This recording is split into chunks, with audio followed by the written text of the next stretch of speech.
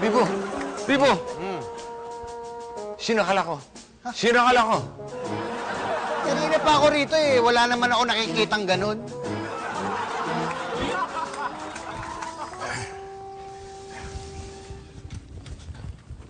Big, huwag mo hawakan yan. Nananakal yan. Tito Victor, so baka pong na-miss si Shirley. Pinag-away niya si Kuya Dermo tsaka si Ate Bebe. Pati na rin si Kuya Bibo tsaka tatay mo. Di ba? Parang hindi naman. Sinundo talaga ako nito ni Small. Oh, ano mo? Ikaw nga dyan eh. Ikaw eh. Oo, di ba? Ikaw yan eh. Oo. Big, makinig ka sa akin. Maniwala ka sa akin.